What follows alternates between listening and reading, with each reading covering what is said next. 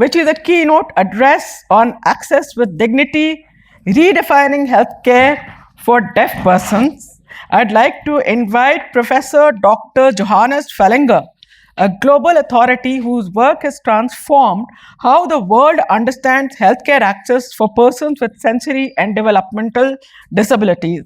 Let's give a big hand to Professor Fellinger, who is the head of the Institute for Neurology of Senses and Language at the Hospital of St. John of God in Linz, Austria, and leads the Research Institute for Developmental Medicine at Johannes Kepler University. His pioneering work established health centers and therapeutic communities for deaf individuals and specialized health services for children and adults with multiple and developmental disabilities, particularly autism. His lifelong pursuit has been simple yet profound: to make healthcare not only accessible but dignified, where communication is a right, not a privilege. Please join me in welcoming him. I would also like to add one more line that Professor Fellinger will be showcasing during his keynote today some of the paintings he has done himself. He is an artist as well as a disability inclusion advocate. So welcome, sir, and please give him a big hand. Thank you for the kind introduction. I will keep my presentation as short as possible, but I nevertheless have to describe the pictures as I saw. There are people here who can't really see. I describe myself 67 years, like not many hair, blue jacket, beard, and glasses. The first picture is just showing Austrian landscape with a person looking into the landscape. By this I want to say there's a background. And that background is my father was deaf. And my father-in-law was deaf. And I'm a trained neurologist and psychiatrist, and I didn't think about that a lot until I met in psychiatry terrible situations around a deaf patient who couldn't be addressed at all, which made me feel angry and full of compassion with the person. If she is deaf and she's excluded, who is deaf here? Is anyone deaf? Not one. Why are not deaf people here? An interesting question. I wasn't too much aware of deaf culture then, but since that moment I started to read in the histories. Deaf patient, we couldn't take a history.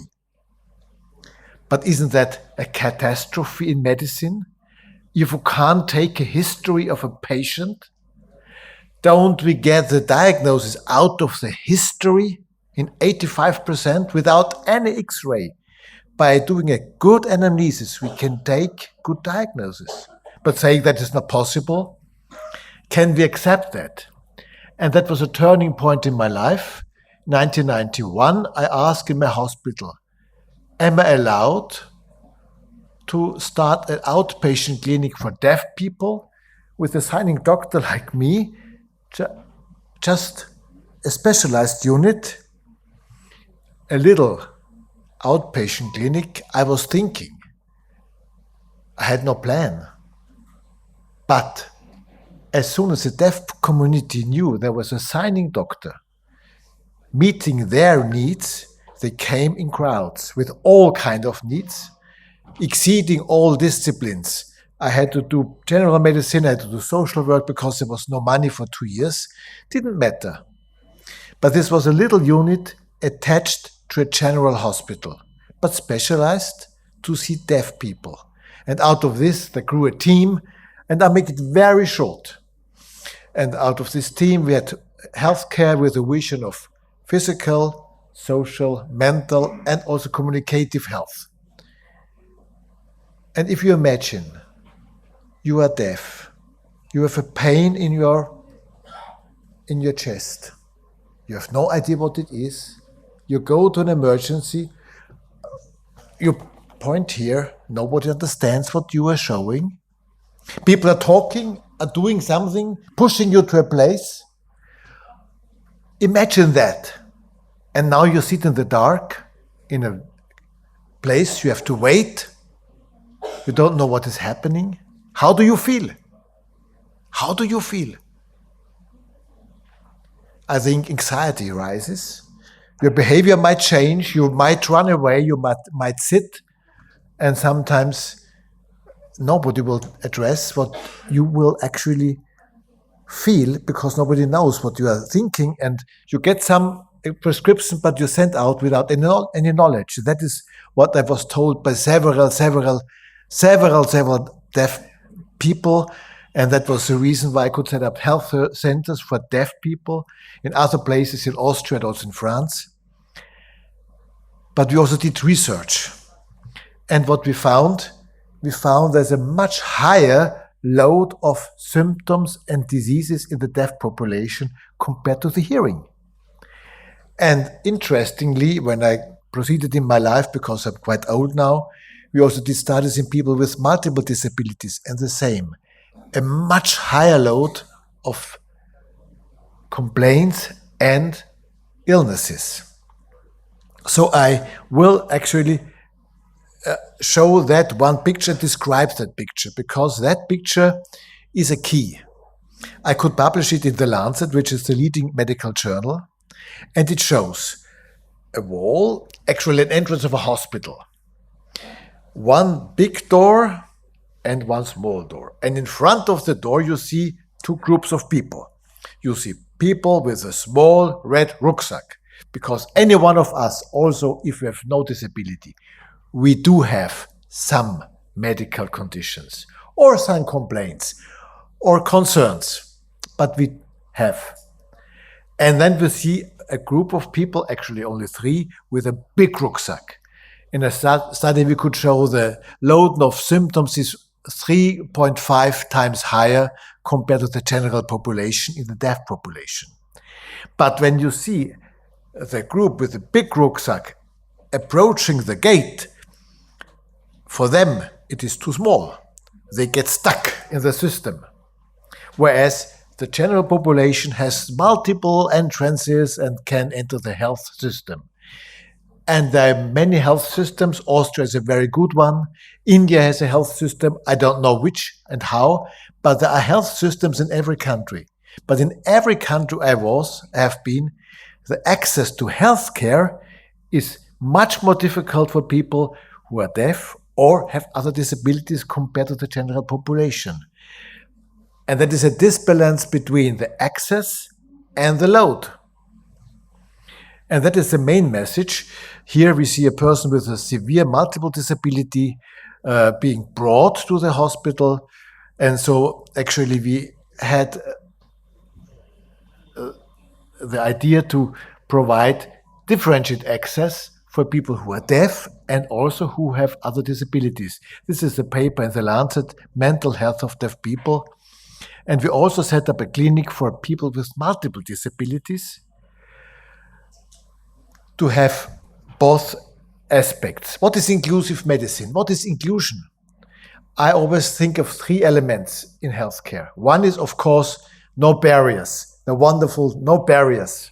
We have that the song. And you see the first picture, the group of people, and there's one person with a wheelchair in it. And you see the gate, which is too small.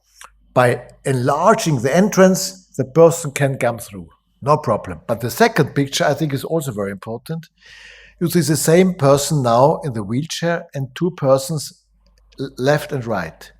The one is kneeling down to have the same eye level and the other one is bowing down, which actually is saying you have to specialize, because it's completely unrealistic that you are specialists in any condition. And people with disabilities sometimes have rare conditions, and you have to find the specialists who can address these specific medical needs. I only spoke about deafness, where you speak about access, but we have a lot of different syndromes. Even if you speak about Down syndrome, We have to specialize if we serve the older Down syndrome population or autism with different conditions. And the third point, in serving people with disabilities, I think we have to include them into the medical team. In my team, I had included parents as professionals. And that is a very important point, to include them also into the medical education. I think medicine is rushing ahead and wonderful also with technology, but we still, in this field, rely on human touch and human trust. And so I think we have to train medical students from the early days on to become actually accessible to the specific needs of people with disabilities.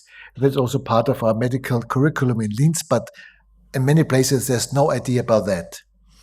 And actually in medical school we have to train the students and we have to train doctors to be good at asking the important question. And therefore I call this clinic ambulance for inclusive medicine, but I use the word aim because to get to the target.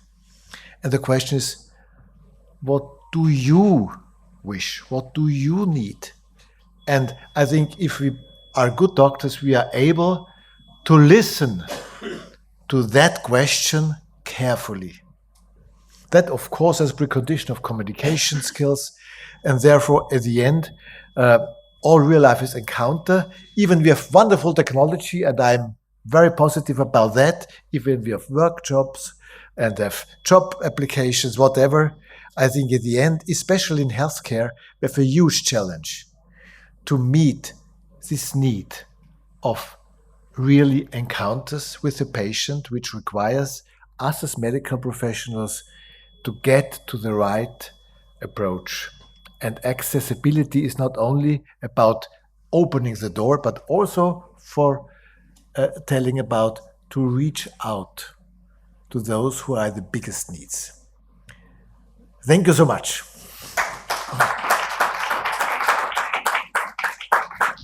Thank you, Professor Fallingoff, for this deeply insightful keynote address that you have delivered to us today. It was too deep, and I'm just trying to recollect all the questions you have raised and asked us to look at when we are working on inclusion of people with disabilities, especially in the healthcare sector. Thank you so much for this. Please give them a big round of applause. Thank you.